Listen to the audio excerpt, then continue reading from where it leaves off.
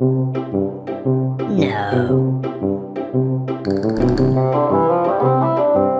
No.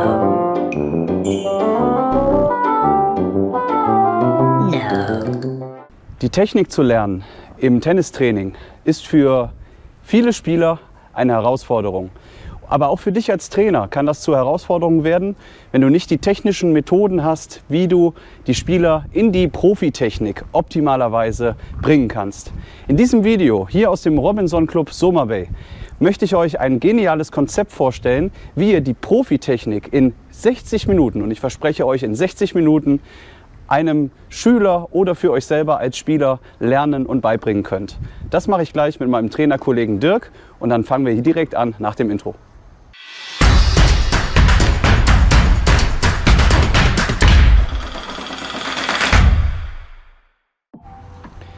Da sind wir. Einmal Dirk und ich. Hallo Dirk, schön, dass du dabei bist. Hallo Martin. Jawohl. Wir sind hier im Robinson Soma Bay und hier in so einem Club hat man immer eigentlich eine neue Herausforderung jeden Tag. Nämlich, dass Schüler oder Spieler an euch herantreten und die Technik lernen wollen. Und das Erste, was ich hier so mache, ist, dass ich mir erstmal die Technik der Schüler anschaue. Also ich schaue mir die Technik des Spielers an, was sind die Schlüsselpunkte, wie macht er das? Und da möchten wir euch jetzt ein paar Fehlerbilder zeigen. Der Dirk hat sich bereit erklärt, einmal wegzugehen von seinem doch sehr technisch schönen Spiel und euch mal ein paar Fehler zu zeigen, die ihr relativ häufig bei euren Spielern entweder seht als Trainer oder die ihr vielleicht als Spieler sogar selber macht. Und dann stelle ich euch ein Konzept vor, wie ihr das Ganze in eurer Bewegung, in der Bewegung des Schülers dann fixen könnt, also beheben könnt und dann die Profitechnik lernt. Und ich garantiere euch, am Ende der Stunde wird ein lächelnder Schüler kommen, der sagt, ich habe was gelernt, ich kann auf einmal viel besser die Vorhand oder die Rückhand spielen. Und das ist das, worum es jetzt hier in diesem Video geht. Also fangen wir an. Dirk zeigt euch ein paar Fehler und danach besprechen wir die. So, das erste Fehlerbild, was wir jetzt mit dem Dirk machen, ist, dass er sich zu wenig bewegt, also dass in der Vorbereitung kaum Aktion ist. Dann sieht das dann so aus, häufig bei euren Schülern, genau, er steht, schlägt und fertig. Ja? Erstes Fehlerbild. Jetzt machen wir das zweite Fehlerbild. Jetzt nehmen wir die linke Seite, wandert gegen die rechte. Ja? Klassisches Fehlerbild, was man häufig bei Spielern sieht. Genau, nee, das ist sogar, war eigentlich sogar schon fast mit, sondern dass du wirklich so gegeneinander läufst, ja? So, nochmal, Achtung und genau, ja, ruhig nicht mitnehmen, wirklich so, ja, guck mal, ja, Dirk tut sich schwer, genau, ja, das sieht man häufig bei Spielern, genau, ja? So, häufiges Fehlerbild, ja, so. Jetzt machen wir ein Fehlerbild, dass du kaum Beinaktion hast, ja? Also dass alles sich oben Oberkörper abspielt, okay? Also aus den Beinen kommt nichts, genau, super. Jetzt lobe ich dich für keine Beinaktion, ne? Genau. Nächstes Fehlerbild, so. So, dann haben wir ein Fehlerbild, dass die Oberkörperrotation nicht 180 Grad ist, dass du die Schulter nicht nach vorne bringen kannst, ja? Also das hier. Ja, aber jetzt gehst du ja mit, ne? Also wirklich hier enden an der Stelle. Hopp. Genau, sehr gut. Ja.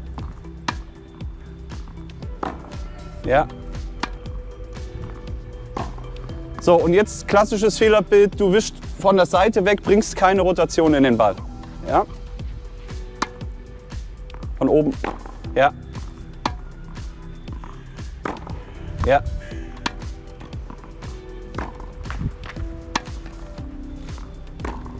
Okay. So, die Ausgangssituation habt ihr gesehen. Der Dirk hat euch ein paar klassische Fehler jetzt gezeigt, die ihr sehr, sehr häufig entweder selber macht oder bei euren Schülern feststellt. Jetzt geht's los mit meiner Trainingsstunde und ich mache das jetzt wirklich einfach mal so, wie wenn Dirk jetzt mein Schüler wäre, möchte in der Technik sich verbessern und ich habe jetzt festgestellt beim Schlagen der Vorhand, dass er diese Probleme hat. Wir gehen jetzt einfach davon aus, dass er all diese Fehler macht und jetzt starten wir ihm die Technik zu zeigen, beziehungsweise auch das, was wichtig ist. So Dirk, als erstes ist es wichtig zu verstehen, dass Tennis ein Bewegungssport ist. Das sagt man jetzt immer so leicht, ja? Aber ein Bewegungssport. Ich habe jetzt gesehen bei dem ersten Fehlerbild, du hast dich sehr, sehr wenig bewegt. Und du musst immer sehen, dass die Stellung zum Ball eigentlich das Wichtigste ist für einen Tennisspieler im Ablauf der Technik. So, das bedeutet, ich kann dir die Profitechnik zeigen. Wenn du später Banane zum Ball stehst, also schlecht zum Ball stehst, dann bringt dir die tollste Technik der Welt nichts.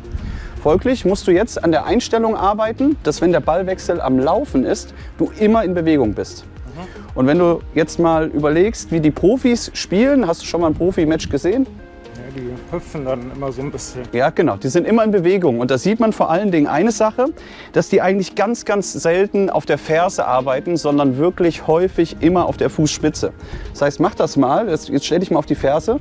Jetzt stell dir mal vor, du müsstest da vorne jetzt einen Stopp erlaufen. No chance. Ja? Also, wenn ich jetzt hier vorne allerdings bin und hier vorne in Bewegung, dann merkst du, bist du ready to go, kannst deinen Körper anpassen, kannst schneller die Richtungswechsel machen. Und das ist ganz, ganz elementar entscheidend, dass ihr das euren Schülern vermittelt. Jemand, der so steht und dann so zum Ball läuft und denkt, er könnte dann in 60 Minuten hier super Tennis spielen, ist nicht möglich.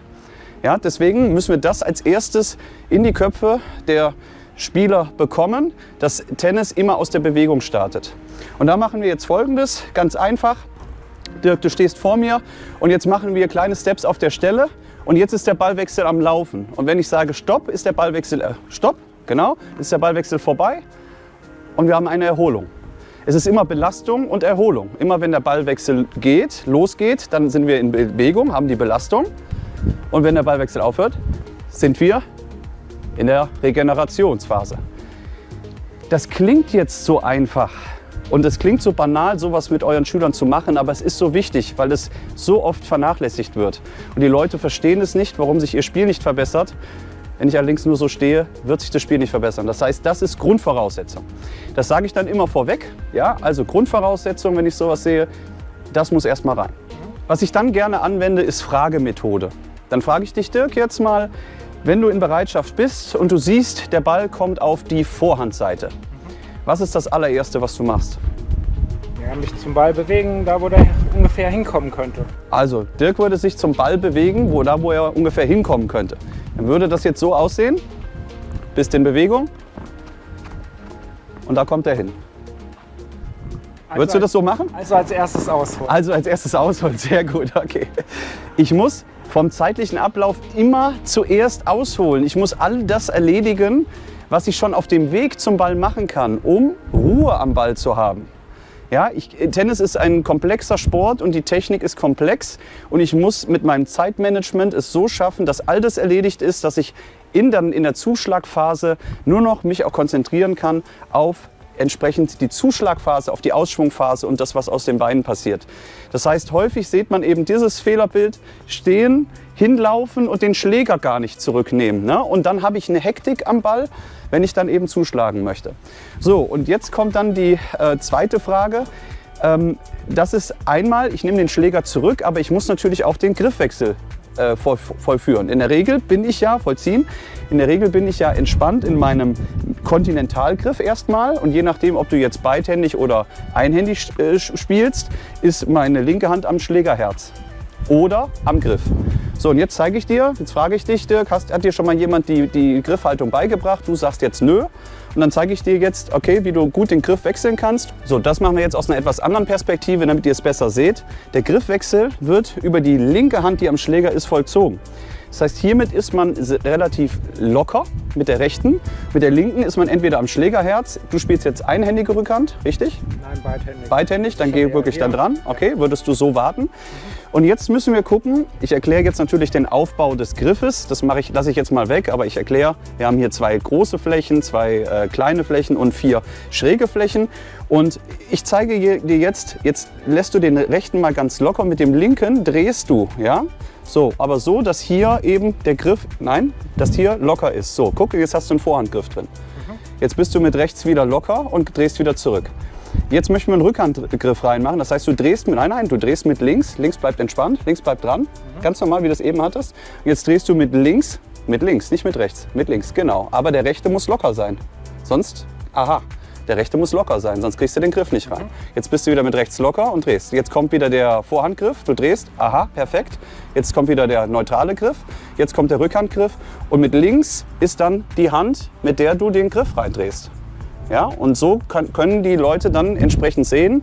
Ich zeige dann auch, warum ein Griffwechsel wichtig ist, weil viele, die das noch nicht gesehen oder gezeigt bekommen haben, verstehen das nicht.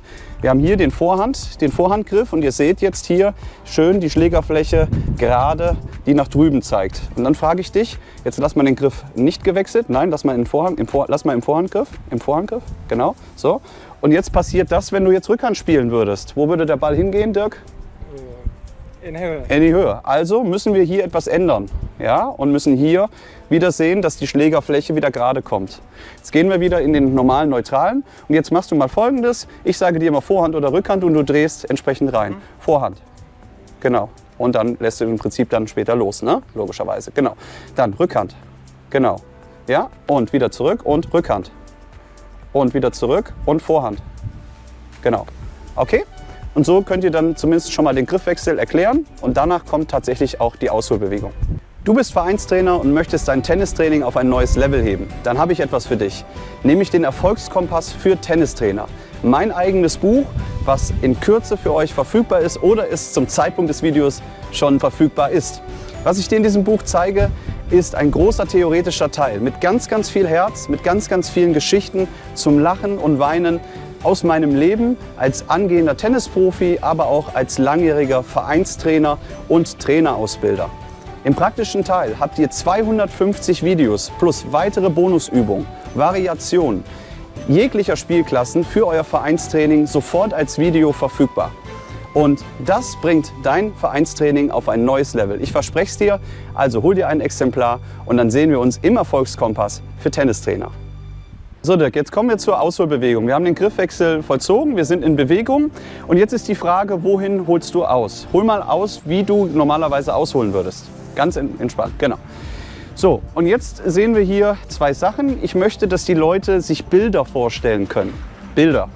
Warum Bilder? Weil Bilder im Kopf bleiben. Wenn ich dem Dirk jetzt etwas erzähle von Oberkörperrotation, 90 Grad nach hinten, Schulter dreht sich, das können die Leute sich erstmal nicht merken. Und gerade hier in so einem Training, wo möglichst viel auf einmal erklärt werden soll und wo die Leute vielleicht 2-3 Stunden nur machen, wollen die natürlich viel mit nach Hause nehmen.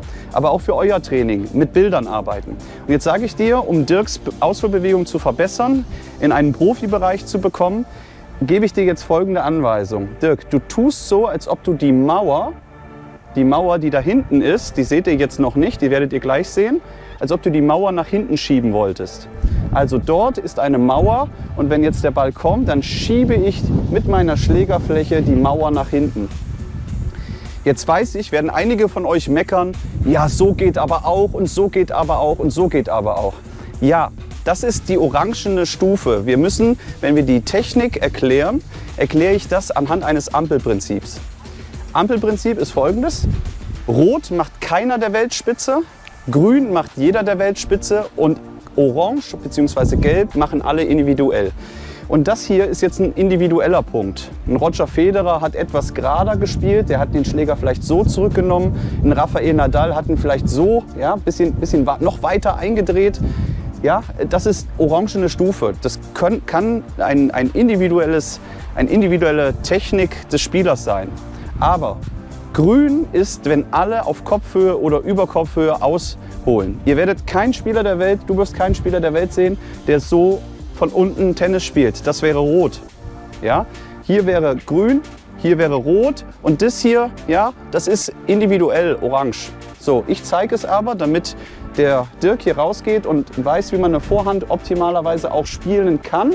Das mal so, dass du dir vorstellst, die Mauer wegzuschieben. Von der Gegenseite sieht das jetzt so aus, dass der Dirk die Mauer wegschiebt. Jawohl, das ist super. Und wenn man jetzt hier eine Sache sieht, dann brauchen wir jetzt noch einen zweiten Fixpunkt. Der zweite Fixpunkt ist der linke Arm. Der linke Arm muss mit einbezogen werden. Ganz wichtig im Tennis, jede Bewegung passiert aus einer Oberkörperrotation.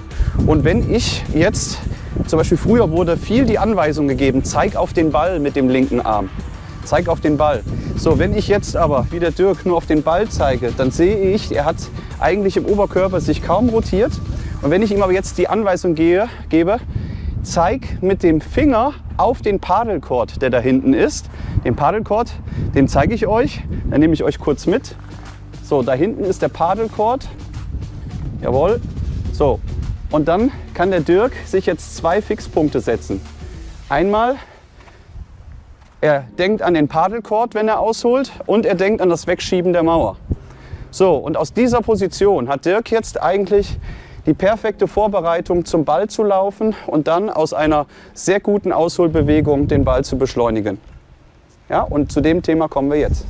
So Dirk, jetzt hast du die Ausholbewegung hast du die Ausholbewegung kennengelernt, was du machen sollst. Wir haben gesagt, wir nehmen die Beine mit. Und dann ist die erste Übung jetzt folgendes: Du bist in Bewegung und wenn ich Hopp sage, gehst du in die Position. Also von dir aus gesehen in die Position.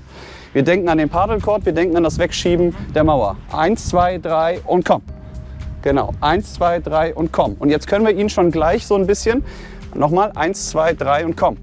Kontrollieren, ja? Dass du kontrollierst, dass du hier bist, dass du kontrollierst, dass du da bist. Das wird im Anfang erstmal ein bisschen komisch sein, ne, für ihn, aber weiter, nochmal, 1, 2, 3 und komm. Genau, 1, 2, 3 und komm. Und jetzt ist natürlich, du hast jetzt für dich selber kontrolliert und jetzt versuchst du mal da von drüben, der Ball kommt, versuchst du mal über die linke Schulter zu gucken. Eine Frage noch, Arm Ja. ganz durchgestreckt oder leicht angewinkelt? Das kannst du, wenn wir jetzt sagen, wir schieben weg, ja, dann könnte man meinen, okay, voll durchgestreckt, kannst hier oben entspannt sein, ja. Aber wichtig ist eben, dass die Schlägerfläche, dass du dir einen Fixpunkt jetzt einfach mal suchst, ja, dass du irgendwo startest. Du kannst entspannt sein, wenn du eine leichte, also so sollte es natürlich nicht sein, ne? Ja. Aber schon nach hinten rausstrecken, ja. Nur es ist jetzt nicht so entscheidend, ob du voll durchgestreckt bist oder leicht angewinkelt, ja. Okay, nochmal, 1, 2, 3 und hopp. Genau, und jetzt guckst du nach drüben, weil da kommt der Ball. 1, 2, 3 und hopp. Und ich kontrolliere. Genau, 1, 2, 3 und hopp. Perfekt. So, jetzt habe ich ihn dahin gebracht. Jetzt setzen wir es zusammen. Dirk, jetzt kommt, nämlich, was kommt jetzt? Das Anlaufen an den Ball. Und wir tun jetzt einfach mal so, dass auf dieser Stelle hier du schlagen möchtest. So, ich hoffe, wegen dem Wind bleibt der Ball da auch stehen. Du machst 1, 2, 3 und komm. Auf geht's. 1, 2, 3 und komm. So, und jetzt, du, ne, das ist auch häufig, ne, ist häufig der Fall, dass die Leute dann so schon springen. Nein, die springen erstmal dahin und laufen dann an, okay? Also 1, 2, 3 und hopp, genau so, jetzt läufst du an, stehst, genau. Und genau an dieser Stelle kommt häufig die Frage der Schüler, wie soll ich denn stehen, seitlich oder offen? Das ist jetzt ein Punkt, den könnt ihr jetzt auch schon mit beinehmen. Ich werde ihn euch kurz erklären, wann offen, wann seitlich. Offen spiele ich immer Bälle eigentlich, die nach außen rauskommen. Also wo ich einen Treffpunkt weit vor dem Körper gleich brauche. Offene Schlagstellung erzeugt bei einem Ball nach außen einen Treffpunkt vor dem Körper, weiter vor dem Körper. Wenn du jetzt links auf dein rechtes Bein setzt und mal in die seitliche wechselst, dann seht ihr schon, ja genau, ja seitlich, genau. Dann seht ihr schon, dann verlagert sich der Treffpunkt viel weiter nach hinten. Nochmal in die offene. So, und jetzt bin ich vorne. Es gibt noch weitere Gründe. Ich kann aus einer offenen Schlagstellung viel schneller wieder zur Mitte agieren. Bei einem seitlichen Schlagstellung will mein Körper, wenn ich 180 Grad nach vorne möchte, will mein Körper noch dahin. Dauert länger. Ja? Also das kurz erklärt, warum offene Schlagstellung. So, und jetzt sind wir an der Position. Genau, du hast hier wieder deine 2 Fixpunkte. Und jetzt wollen wir die Zuschlagphase besprechen. Und dazu gehen wir kurz an die Mauer. Das war der erste Teil zum Thema Vorbereitung. Wenn ihr wissen wollt, wie es weitergeht, dann schaut in den zweiten Teil rein. Ich verlinke ihn euch hier unten. Und da geht es dann nämlich um das sehr spannende Thema Zuschlagphase. Viel Spaß damit!